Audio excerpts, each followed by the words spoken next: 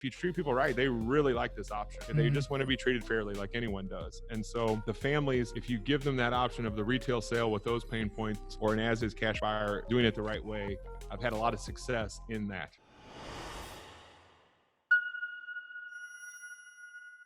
Let's start at the beginning here. How did you start into real estate investing? Great question. When I was 20 years old, I built my first house and I got into development. And so I like to tell everyone I did this business backwards. A lot of people I talk to that are wholesalers today, they want to start getting into flips, to get into rentals, to get into building houses or developing. And I say, well, I started that way and I worked my way back to being a wholesaler. And the reason why is pretty clear. Being a general contractor did not fit my personality. I'm not a good adult babysitter, which is what I call general contracting. And so finding good contractors, we all know, is really hard. Even at a scale, it's really hard business. And I really liked the act of getting in front of deals. I'm a deal junkie. My happy place is going on 5 appointments in a day, meeting with families, trying to figure out their needs and seeing if I can't help them. Sure. And then, when you went kind of backwards, like when you were doing the real estate investing, so most of the stuff that you're doing now, is it wholesaling, fix and flip? What does that look like? Well, today, I guess I've grown even past the wholesaling side. I'm more building this national brand of Mom's House to try to find investors like me nationwide. I don't need thousands of investors. I just need investors that can work in the senior living space. You know, if you think about investors, who we are as a people, we're a little bit, I'm being general or stereotypical here. We're kind of big personalities a lot of times, or maybe a little transactional. You know, they're about the money. Every ad you see. I'll give you an example, Jack. I've been networking in senior living for 10 years. I haven't seen the size of someone's check yet. No one's shown me their check yet when I network in that space.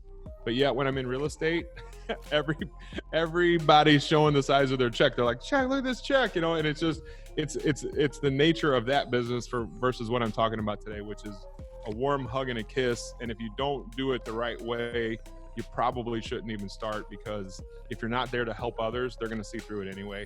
And so to answer your question, you know, I did this business backwards. I think in 08, 09, like everybody, I stopped doing the new construction and I started looking at where is the source of these deals coming from. And back then, you know, in 08, we all thought it was from REO properties. And for everyone out there, that's bank owned or foreclosure properties. If you look at the market today, I think a lot of people are betting on that all that's coming back in the next year. I don't know how many short sale advertisements I've seen here in the past week about next year. The wave is coming, right? We all believe, every smart guy I know believes a change is coming. They all think it's going to be maybe not good for the economy change, but we're all trying to get prepared for what's going to happen next. And so back in 08, I was looking at REO properties, but I realized very quickly that wasn't the answer.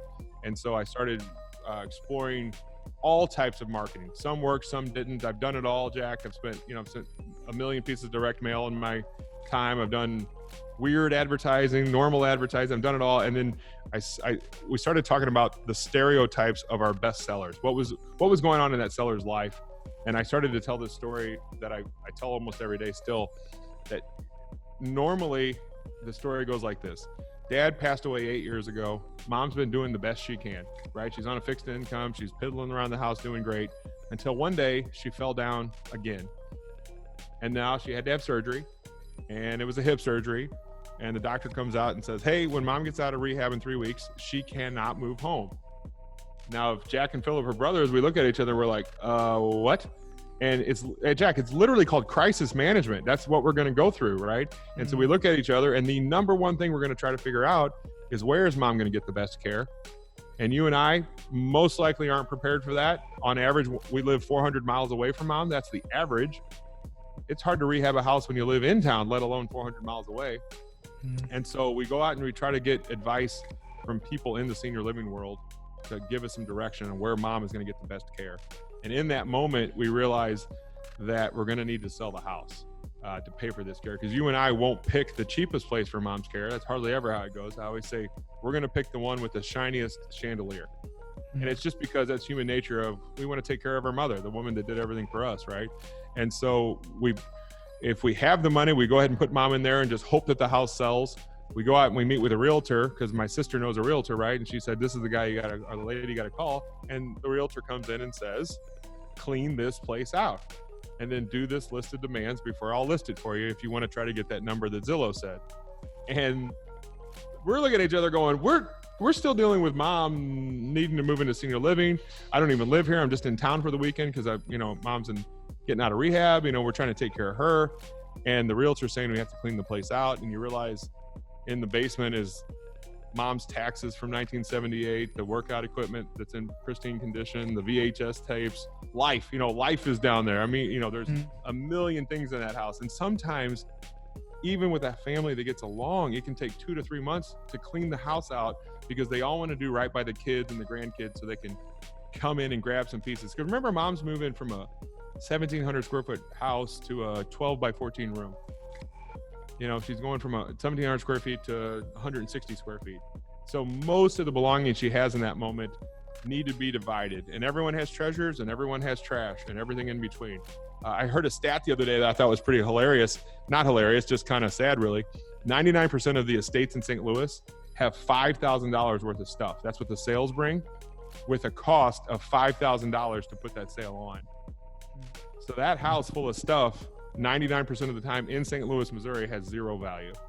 We all think our stuff is worth a ton, but to get it to where it's going to go, whether it's the trash can or the Smithsonian, right, everywhere in between, to get it there, the logistics of it is so painful. And so with mom's house, what we do is we try to specialize in that exact moment to help that family with all of those things besides mom's care, right? There's plenty we work with people in the care side that refer to us, and we try to help with all those other moving parts to give that adult child that's going through that with their mom or dad some good news for a change, right? The doctor said mom can't move back home. The finance director said this place is $8,800 a month, and we're just like, where the heck is that money going to come from?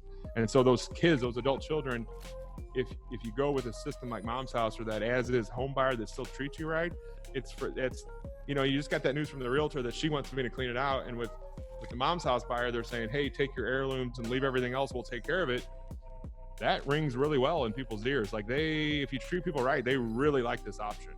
They just want to be treated fairly like anyone does. And so the families, if you give them that option of the retail sale with those pain points or an as-is cash buyer, doing it the right way, I've had a lot of success in that.